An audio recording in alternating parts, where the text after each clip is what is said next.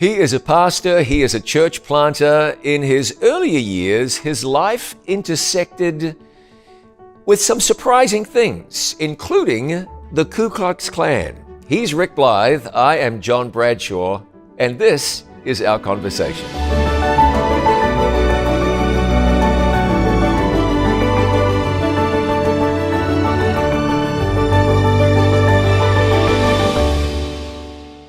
Pastor Rick, thanks very much for taking your time. I'm so glad that we can spend these few minutes together. It's a pleasure. So you're a lifelong minister of the gospel. You've been involved in raising up churches. You are a soul winner. You've had many experiences and adventures in ministry and a lot else besides. So let's go back to the beginning of your journey. Where were you from? From where did you spring? From the little town of Piedmont, Alabama. About 5,000 people. And it's surrounded by what we call in Piedmont mountains. And it is a beautiful place on the earth. And I grew up there. I was born in one of those houses that's upon the stilts and the dogs go under. All right. Unpainted, very poor. I was to find out later that we were poor, not because we had to be, but my dad was a carpenter, and he worked most of his life in Birmingham. And he lived in Birmingham and would come home on the weekends. And he lived in a nice apartment in Birmingham, and we lived in shanties. And I was born in a little place, a little suburb of Piedmont called Spring Garden, Alabama. And I didn't realize what I was living in the beginning. What were you living in? Tell me a little bit more about that. What was that you found out later? You said, well, look at this life I've found myself in. Well, we were very poor. When I was older, I had to pick cotton in order to earn my clothes for school and shoes to wear. Where I went to school, we got out 2 weeks for cotton picking, and the whole school let out. And we were very upset when it came time, when it got cold, we had to start wearing shoes to school. That is the neighborhood, that is the life that I was living in. And we were very poor, very poor. But somehow I didn't know it at the time. In fact, we used to sit around and talk about the poor people. But it was a very meager existence. But I had a godly mother who married the wrong man. And how'd she wind up with him if he is the wrong man? How did that happen? Well, her father was section foreman on the Seaboard Railroad. And she had the privilege of riding the train for free. And so she caught the train and she would ride it home after shopping. And she looked over one day in a yard, she saw a bare-chested man cutting wood. And he was a very handsome man. And so she had a pretty hard life herself. She was wanting to get away. So she married him, not knowing that he was a philanderer. And had a good work ethic. He did teach me that, but she caught him cheating on her. And so I remember the incident. She tells me that she took me in one arm and my other brother, who had just been born, in an arm, and she had a bag, and she walked 5 miles to catch a bus, and she went to her mother's. And her mother said to her, "Darling, we tried to get you not to marry this man, but you've made your bed now, so you need to lay in it." And she had to come back home. You know, there are just so many things that I remember, but one of them was that we would wake up as children. We'd wake up and we'd hear a bam, bam, bam, and we would get up and we'd run into the room, and my dad would be drunk and he'd be shooting in the ceiling. And of course, we were thinking that he was harming our mother. And so mother would get up and she would calm us down and then lay us back down and go to sleep and maybe be asleep an hour. And we would hear bam, bam, bam. And so here we rise again, screaming and yelling and running in there. And you can just imagine the tension, the emotions, thinking every hour your mother was going to be killed. One incident, my father was late because he would usually stop at a bar, and then he would come home drunk or near drunk. Anyway, the supper was late that night because she had to reheat it, and when he sat down, it was cold. And I remember he took a fork and he stuck it in my mother's leg all the way to the bone. And of course, all of us kids are viewing this. But in one incident, I remember she wanted to surprise us. So she prepared a pizza, and we'd never heard of a pizza. Right, sure. And she made it from Chef Boyardee or something like that. Sure. And I can't remember how you pronounce it, but anyway, it was from a box, and it had this cheese that it just stunk. So he came home, and she showed him the surprise. And he got so angry, he said, "Don't you ever fix any WAP food in my house again." And she got up crying, and he hit her so hard that she had Bell's palsy. Oh. For the rest of her life. Oh, my. I'm fascinated by this. You were raised in a home where there was alcoholism, domestic violence, cruelty. Many, I don't think the right word is most, but many people who are raised in that environment manifest the same dysfunctions, or they're scarred in some way for the rest of their lives. Why didn't you turn out like your dad? Like I told you, my mother was a godly mother, and I was very confused.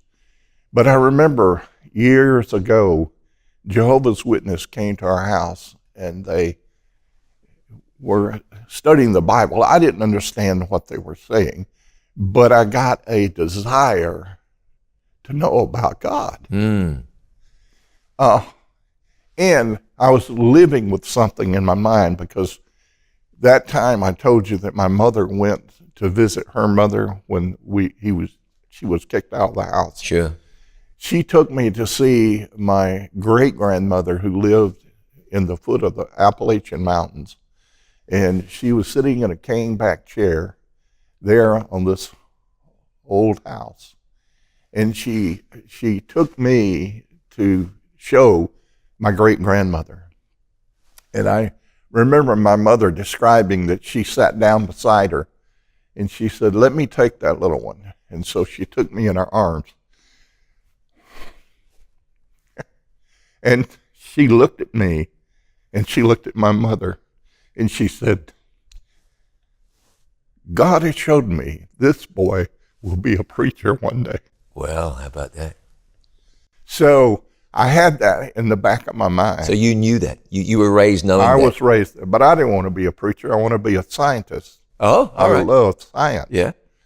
And when I was growing up, my hero was George Washington Carver. Sure. And my favorite president was Abraham Lincoln. Uh-huh.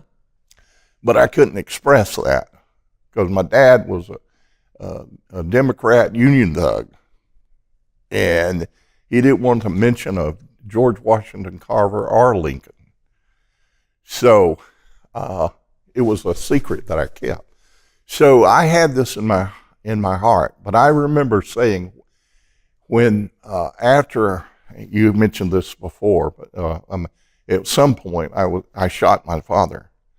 And after that, I joined the Navy. And I remember saying, and I wasn't married, but I remember making a resolution. I said, by God's help, my wife will never live in the HELL that my mother lived in.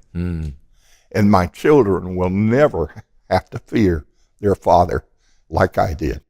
See, some people, that kind of upbringing will push them in that same direction. Others, it'll be a bulwark or a barrier to prevent them from going there. And it seems to me like there were people praying for you. I want to ask you about your great-grandmother. Was she a woman of great faith? Was she a church-going woman? What was her story? They were all God-believing people, and I don't know a whole lot about my great-grandmother because she passed shortly after, but my mother was a praying woman. My mother, and I did have, actually my dad's mother had great influence on me, and I don't know what her relationship was to my father, except I believe she may have spoiled him, but she would talk to me and tell me to stay away from drugs and that God loves you. And my grandmother, or my dad's mother, was a spiritual influence on me. Yeah. You mentioned something here. Somebody watching us has just said, well, wait a minute, did he say he shot his father? So we need to come back around there and flesh this out just a little bit, because it's not the sort of thing you just drop and run. So we can understand some of the tension, some of the stress in your home. But to go from that to shooting your dad, walk me through that. What was that about? Well, this was many years later when I was 17 years old. Okay. And I was the oldest of 6. There were 3 boys and 3 girls. And this tension had escalated to a point. And my dad's mother, my grandmother had died, and my grandfather had died, and my grandmother was dying. And something snapped in him, and he began to drink very heavily, and I know he was on drugs, and I guess maybe even PCP, because what happened was he had drank himself to the point where he knew that he couldn't drive. You have to understand, we lived in a dry county, so he would have to drive to the Georgia line to get booze. Okay. I always said the only time the preachers and the bootleggers got together is to keep the county dry. That's right. That's right. So he wanted my brother during this escalation. He had run away, and he had actually gone for the police. And I was out doing something else, not knowing that there was this thing going on at the home. And anyway, he insisted that my 15-year-old sister, who didn't have a driver's license, drive him to the Georgia line to get something to drink. Mother refused because she says she can't drive. She doesn't even have a driver's license. And so an argument ensued, and eventually it escalated to where my dad actually was stomping and kicking my little sisters. Oh, yeah. He had just lost his mind. And he had a 25 Magnum pistol with dum-dum bullets in it. And he took that pistol out, and my mother was sitting there, and she was holding my 2-year-old baby sister in her arms. And so he took the gun out, and he put it down to her head, and he cocked the hammer up against her head. Your mother's head? My mother's head. And I had told earlier, the house was like an arsenal. There were guns and billy clubs, knives. It was an arsenal. So I told my sister to get me a gun because I knew that he was lost his mind. And so I put a gun. He had a gun up on the shift robe, and when he put the gun to my mother's head and pulled the trigger back, I came out with my gun and was going to shoot him, but my mother jumped up and jumped in front of him. And I went like this, went around her, and I shot him. And you'll excuse me, because at that time, he fell into a chair, and he was unconscious. And my 13-year-old sister came out of the bedroom. I told them to go inside the bedroom and stay there. But she came out of the bedroom and she was holding herself like this. And she said, "Mama, I've been shot." And she said, "No, honey, it's your dad." And she put her hands forth and blood just started coming out. What I found out later, I didn't know, but what I found out later is it was a flesh wound. It went through him, clear through him, and hit her. Oh. And it struck her spleen. Well, when that happened, I just snapped. So I ran out of the house, and I don't know what I was thinking or what I was doing, but I ran out, and when I did, my head hit the low hanging of the porch. We had a concrete sidewalk, and my head hit that, and I was unconscious. So when I woke up, I was in the back seat. There were three of us in the back. My sister that had been shot was in the middle, and my mother was, they had the bench seats back then. And when I woke up, there was a rifle in my throat, and he was driving with a rifle pointed to my throat in the back seat. And so he said, "If this child dies," he says, "I'm going to kill you and the rest, everyone else." Oh. My brother had gone for the police, so we were headed to the hospital, and the police stopped us. It was the sheriff. And my dad took the gun like this and put it at the sheriff, and he says, "This is a family matter, and if you know what's good for you, you'll let us go." And he let us go. He let you go. Let us go. Well, it's going to be interesting to find out how this resolves. If it resolves, there's a lot more to share. We're going to get to ministry. We're going to get to church planting. We're going to get to the Ku Klux Klan, and a whole lot more before we're done. He's Pastor Rick Blythe. I'm John Bradshaw. This is our conversation. Back in just a moment with more.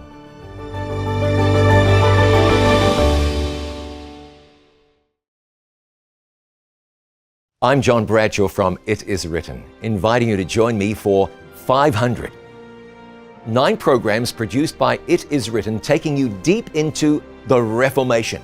This is the 500th anniversary of the beginning of the Reformation, when Martin Luther nailed his 95 Theses to the door of the Castle Church in Wittenberg, Germany. We'll take you to Wittenberg, and to Belgium, to England, to Ireland, to Rome, to the Vatican City, and introduce you to the people who created the Reformation, who pushed the Reformation forward. We'll take you to sites all throughout Europe where the Reformers lived and in some cases died. We'll bring you back to the United States and take you to a little farm in upstate New York and show you how God spread the Reformation here. Don't miss 500.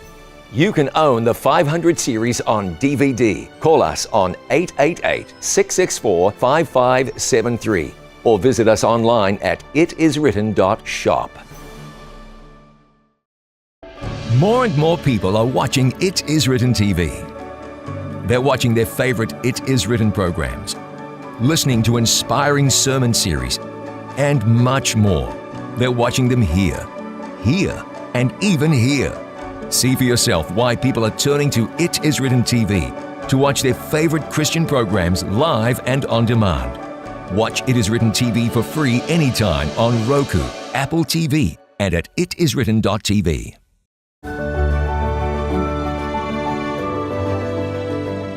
Welcome back to Conversations. My very special guest is Pastor Rick Blythe. And a moment ago, Rick, you were on your way to a hospital with a gun in your throat, a dad who'd been shot but was driving, a sister who'd been shot, and your mom. The police were just told to back off, and they did. They did. So what happened next? Well, we proceeded and we went to a hospital in a little larger city, but the police had been notified. And so when we arrived there must have been 4 or 5 police cars, and the lights were just going and the sirens. And when we got there, they drug me and my dad out of the vehicle, and they took my sister onto the hospital. We were there, but they took her on into the hospital, and they slammed us up against the police car, did the Macarena, and frisked us. And I remember going in, I said, I don't care if you put me in jail, but please do not put me in the same cell with him. Sure. So I went to jail. I don't know, I was there 2 or 3 days. And I learned later that my dad had gotten out because he told them that the family was just enjoying themselves, minding their own business. And I lost my mind, and I went in there and shot him and then shot her. Oh. But he was going to the hospital to be with my sister so that he could get her to have the story the way he told it. But they noticed that she was very irritated, very nervous with him around. So they said, Mr. Blythe, you need to leave now because we have to treat your daughter. And the nurse said to my sister, you act very uncomfortable around him. And then she told him the real story. Mm-hmm. So they put him back in jail, and 2 days, I don't know, my brother came and got me out of jail. And they both survived. The only thing they did to my dad was to put a restraining order on him. But we found out that he had another family in Birmingham, so he went to live with them. But so from that time he was out of your life, or just much less in it, or you saw plenty more of him? I remember he would come back, and he would come to the house and he would shoot at the house. And sometimes in January like this, we would sleep in the barn because he was harassing us in the house. And it was terrifying. Even after I was in the ministry, he would call us at 3 o'clock in the morning and threaten my wife that he was going to kill our children. The police never did anything to stop this sort of behavior? He wasn't locked up? Or he was just that kind of character, you couldn't stop him? I was in a bank doing some business with my mother, and he said, "Oh, you're Donald Blythe's son." And I said, "Yes." He said, "Oh, he was a fine man. I've never met a finer man."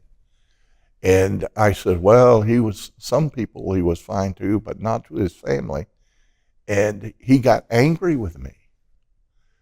So there were a lot of people that just thought he was the best person in the world. And he was charming, and he did have a good personality. But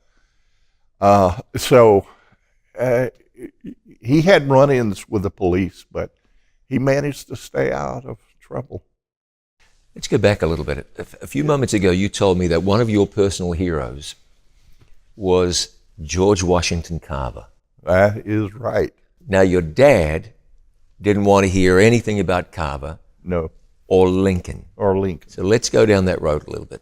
What was it with your dad? Well, I remember in school, we learned about George Washington Carver. I learned about it in the 4th grade, and about Lincoln at the same time. And I just had a love for science. I always had a love for science. And here was a man, different color, but like me. Sure. Who became a famous scientist. And I just, my heart just went out to him. But I couldn't tell my dad because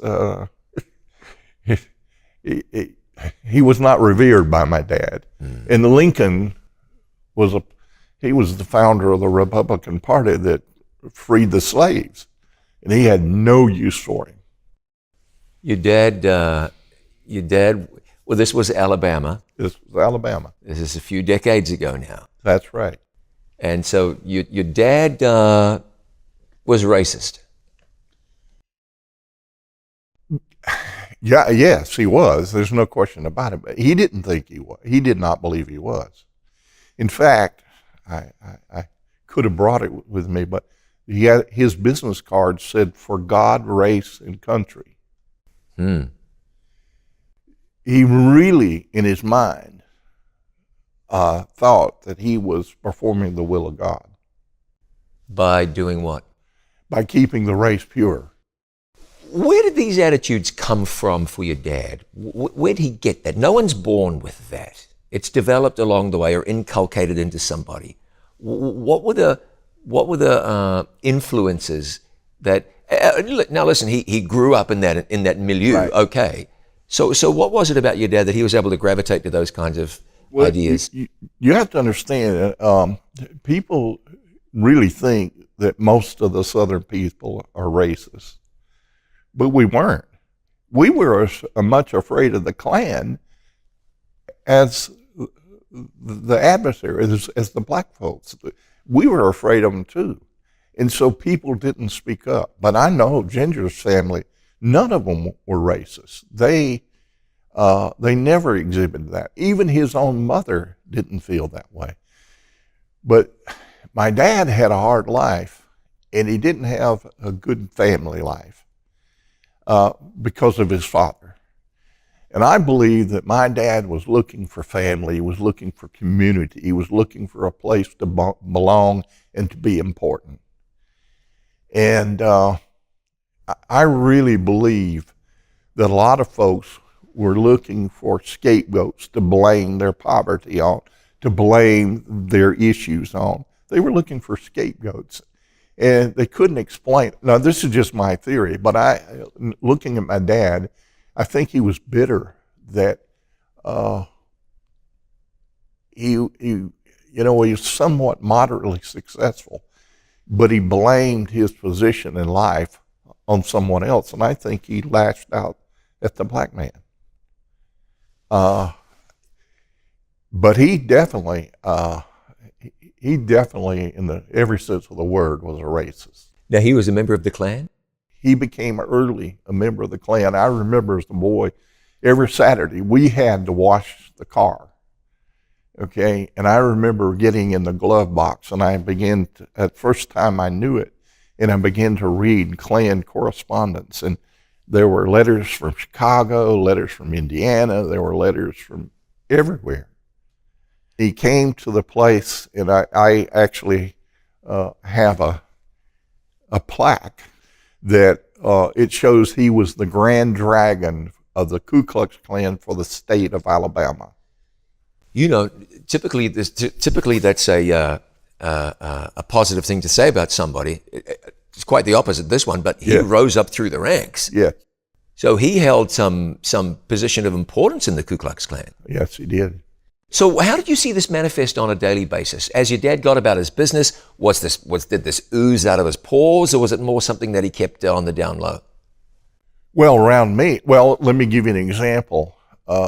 When he developed lung cancer and he was dying, and so people would come to visit him, and on his front door was a sign that said clearly, whites only. When I would visit him, I would sit in his living room, and you have a picture of this too, but he always had his robe, Klan robe, hanging up in the bedroom.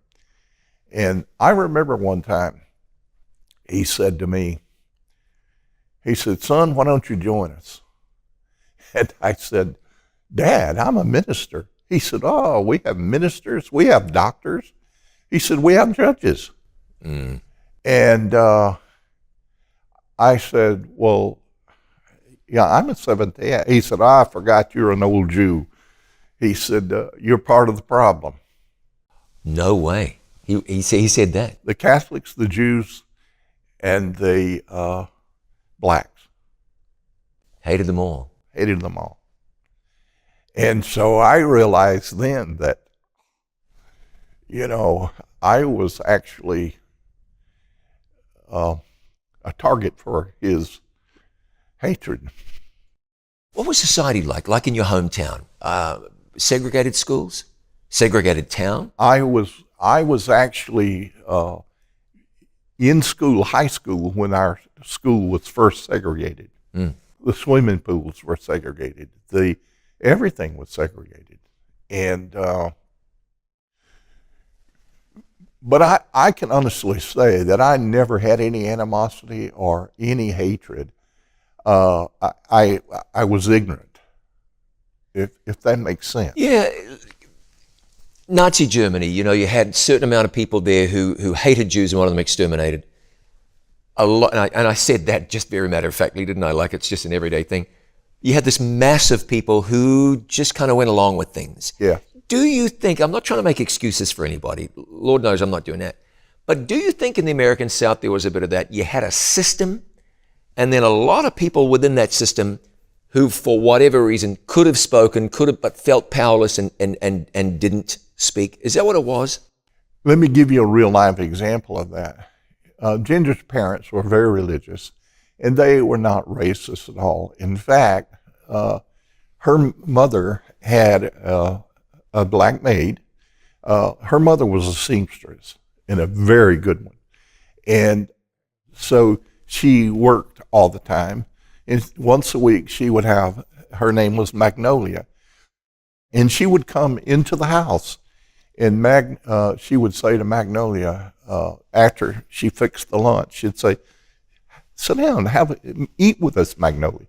And she would say, no, I can't do that. I knows my place. And she said, well, nobody will see. Well, we have no problem with it. She said, no, ma'am, but somebody look through that window and they see this, you be in trouble. And she said, I don't want to get you in trouble.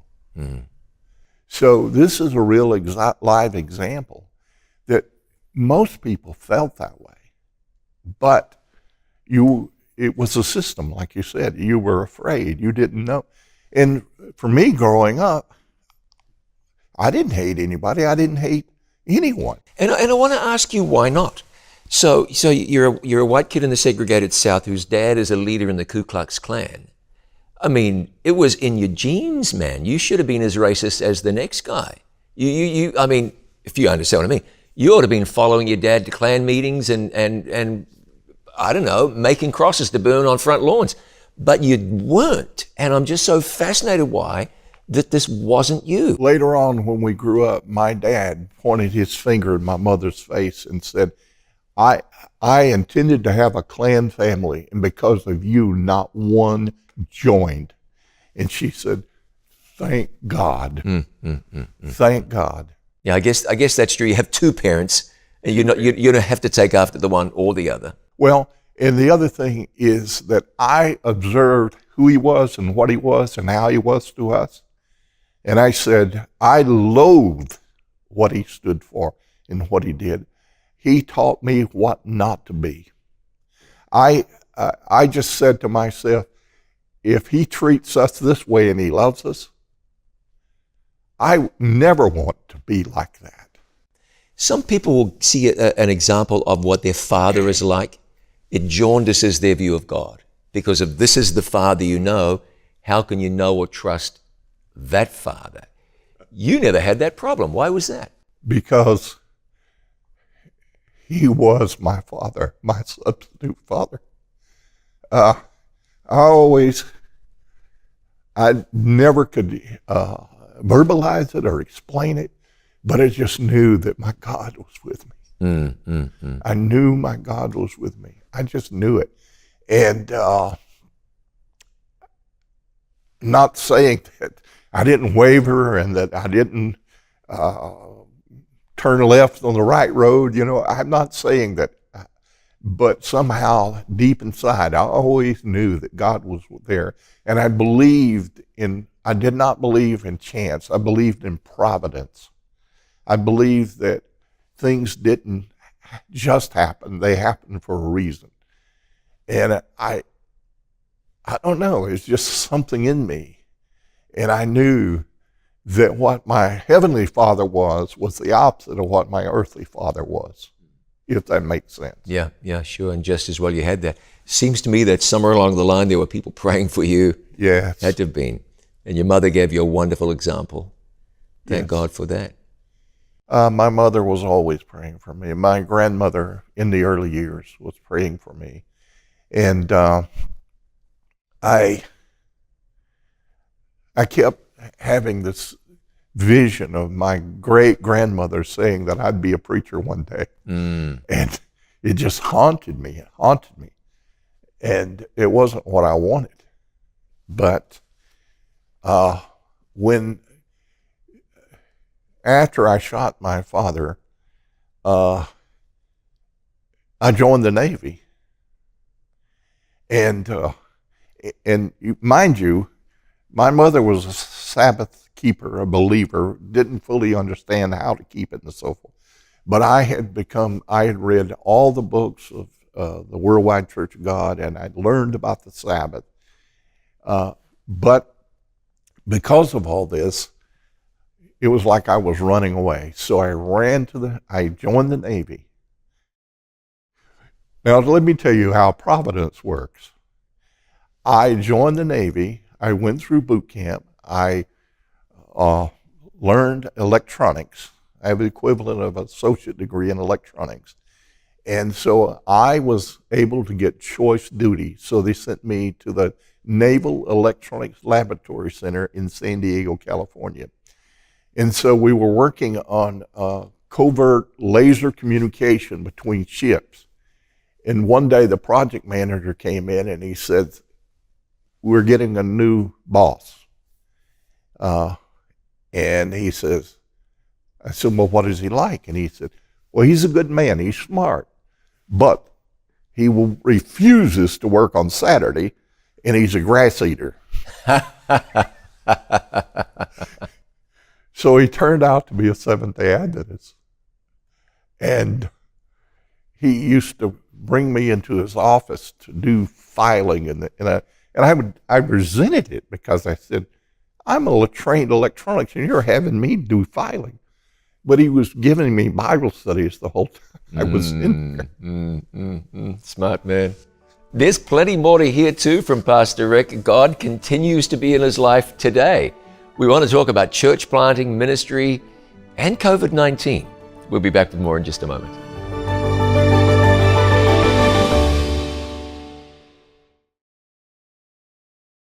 You know that at It Is Written, we are serious about the study of the Word of God, and we encourage you to be serious about God's Word also. Well, I want to share with you another way that you can dig deeper into the Word of God, and here it is. itiswritten.study. Go online to itiswritten.study and you can access the It Is Written Bible Study Guides, 25 in-depth Bible studies that will walk you through the Bible. It's going to be good for you, and it's the sort of thing that you will want to tell somebody else about so that they can dig deeper into the Word of God and come to know the things of the Bible intimately. As you get into the It Is Written online Bible study guides, you'll understand the prophecies of the Bible, the plan of salvation, and more. So don't forget, itiswritten.study. itiswritten.study. If you enjoy coloring, then you are going to love the Buried Treasure Coloring Book from My Place with Jesus. The Buried Treasure Coloring Book has more than just pictures to color. You'll also enjoy activity pages, each accompanied by their very own audio story. Mr. Dixon came across a small, well-weeded rice patch out in the middle of a field. Get ahead of a rainy day or a relaxing evening as a family and order the Buried Treasure Coloring Book from It Is Written. Hello, I'm Dr. Wes Youngberg, and I've just written a book called Memory Makeover, How to Prevent Alzheimer's and Reverse Cognitive Decline. This book is in story form. It's case studies of individuals that I've worked with and my colleagues I've worked with where they've actually been able to stop cognitive decline, and 80% of the time have been able to reverse aspects of cognitive decline. If you want to know more about that, get the book, Memory Makeover.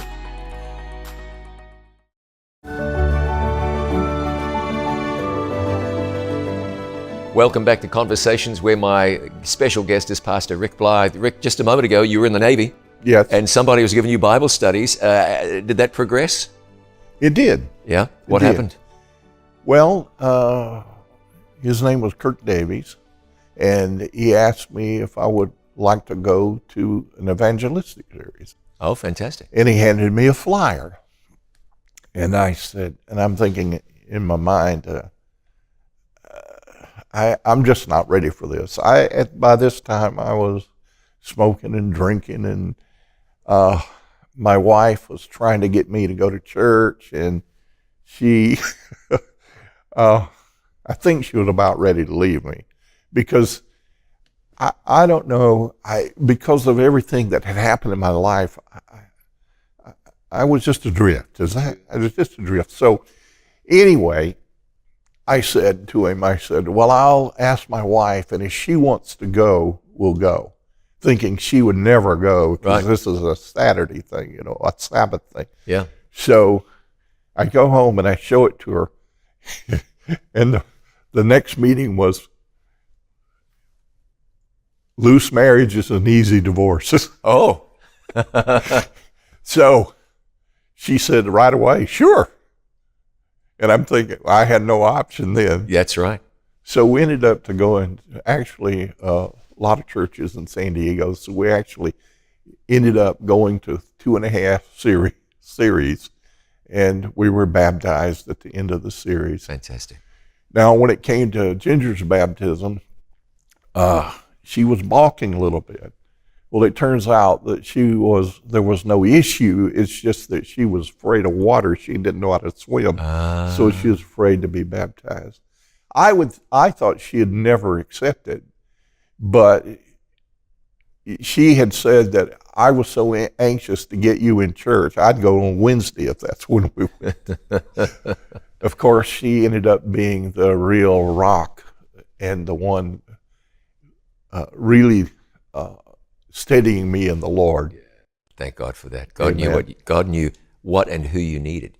You found your way to ministry. So tell me about that little journey and where you landed in ministry. Well, I knew that I was going to have problems with the Sabbath in the Navy. I had no problems when I was there. My boss was a Seventh-day Adventist, and so they kept me there 6 months longer than it's almost unheard of. But my next duty was to Guam. And so I went to Guam, and I knew, but my pastor, Dr. Robert Stallnecker, came to our house, and he prayed with us.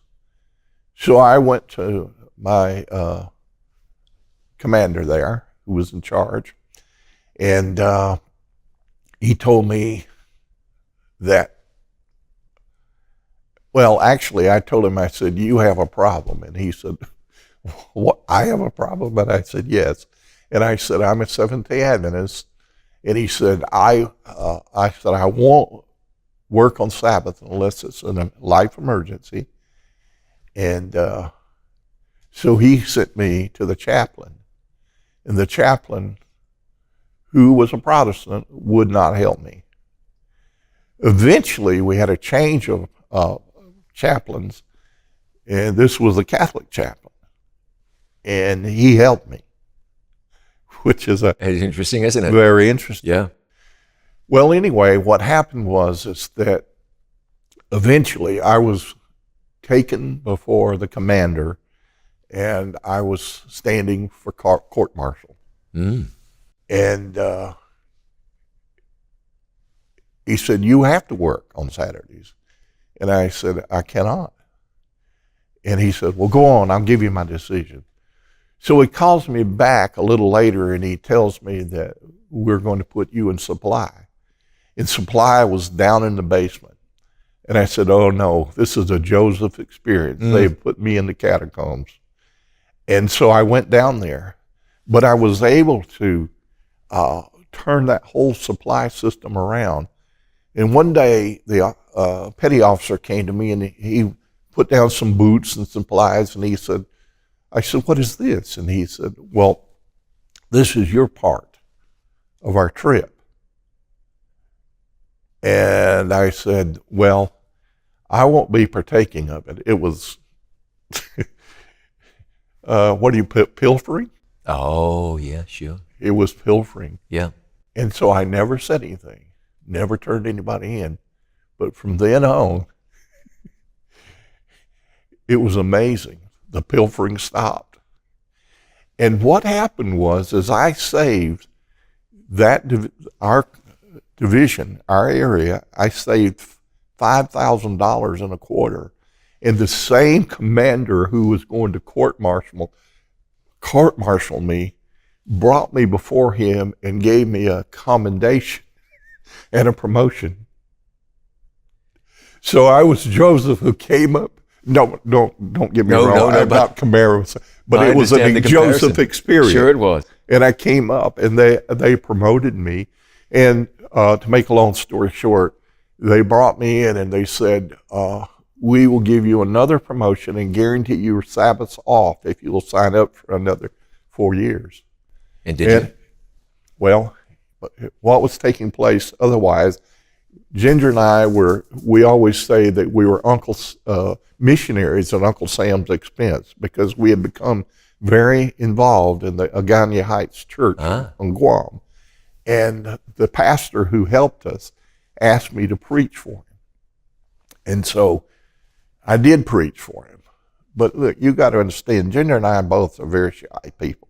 I know it's hard to believe. It's hard to believe, yeah. But we are. And so I did it with knees shaking. And after I preached the sermon, he came to my house with a box of catalogs. And he said, I'm writing a telegram to recommend you to a study of ministry to the college of your choice. And I had kind of said to the Lord, well, if there's a place near where I grew up, because we hadn't been able to spend much time with our family, I would consider it. So the first catalog on top was Southern Missionary College, Collegedale, Tennessee. Mm-hmm. Ginger came down the next morning and I said, do you want to go to Southern to study for the ministry? She said, she had already told me, you're a grown man, you need to work. But she said, sure, let's go. We sent our furniture 10,000 miles and stored them here in Chattanooga, Tennessee. Had no job, hadn't been accepted, had no apartment, had no clue. But we said, we're going to do this. And the very day that we found an apartment, I got a job at Southern and was accepted. The extension on our storage ended the very day, and we had our furniture the next day. Yeah, God's hand's been all over that, hasn't it? Yeah, that's a providence that I was telling you. That's providence. So you've been involved in pastoring churches, church planting. You relatively recently planted a church in your childhood hometown. Let's take a couple of minutes and talk about that. Well, with a group here at Tunnel Hill, Georgia, we raised up a church when I was in college. Then I raised up a church that's West Side, and you've done meetings there. Yeah, meetings there. Great congregation. Out of, Evansville, Indiana. And then I had a dream 40 years ago. Lord, I want to raise up a church in my hometown. And I knew I couldn't do it through the regular system. So I took a sabbatical, moved in with my mother, and started meeting in our living room. And finally we outgrew that. We rented an old parts store. We outgrew that. We rented a building across the road for fellowship. And then we saw a piece of land for sale. We rented that, we bought that, and we built the first stage, the fellowship hall, and then we built the sanctuary on it. And the very Sabbath that we had paid it completely off. Amen. Beautiful church. We had paid it completely off. And the Sabbath of the mortgage burning, that Wednesday, the 2011 tornado came through and completely destroyed it. But by God's grace, we were able to rebuild that church. And by November, we were back in our building, prettier and more beautiful than ever, with a full concrete basement as a storm shelter. Yeah, beautiful. And so God, and it was in a county where we had no work before. So that was the third one. But I wanted to move back to my hometown, and people said, "You're crazy. There's no church there." And I said, "There will be. There will be." And you've been praying about that for 40 years. 40 years. Isn't it incredible to see God work that out?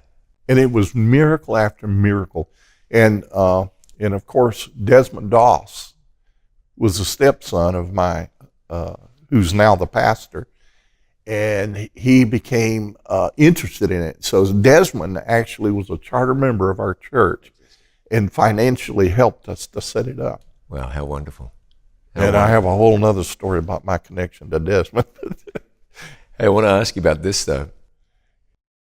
The pandemic has been sweeping through and causing all kinds of damage, and you got it. You got COVID-19. Now I know you were sick. We were praying for you, man. We were praying for you. Here it is written. So, describe that experience. At the end of June and July, I got COVID.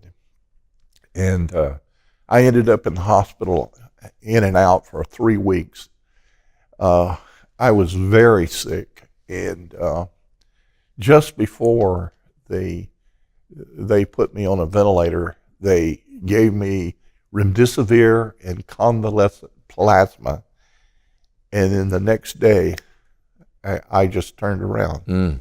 But, I said, "Lord, if this is my time to go, just let me be the best witness I can."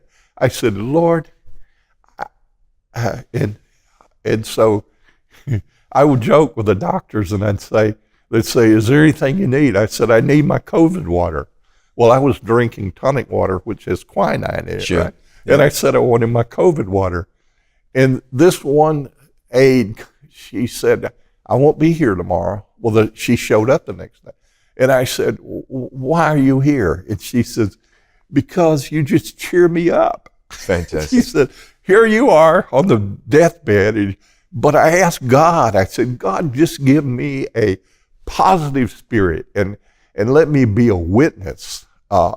If this is my time to go, let me go out with a laugh." So you realized in the middle of this thing, it could have taken your life. Oh, I really thought I was there. I really thought I was there. And I said, "Lord, if it's your will, let me go out smiling." And, but yes, it's, my biggest concern was for my family, my wife and my children. But, yes, it was a terrible thing. Well, you're doing great now. Oh, yes. God brought me back, because he has something in mind for me. No question. You may have other churches to plant. Do we have time for me to read my verse? Absolutely. There's a verse here that it's kind of the theme of my life. And it comes from Jeremiah chapter 1, verse 4. "Then the word of the Lord came unto me, saying, Before I formed thee in the belly, I knew thee. And before thou camest forth out of the womb, I sanctified thee. Then I said, Ah, Lord God, behold, I cannot speak, for I'm a child. But the Lord said unto me, Say not, I am a child, for thou shalt go that where I shall send thee, and whatsoever I command thee, thou shalt speak. Be not afraid of their faces, for I am with thee to deliver thee, saith the Lord. Then the Lord put forth his hand. He touched my mouth. And the Lord said unto me, Behold, I have put my words in thy mouth. That's right.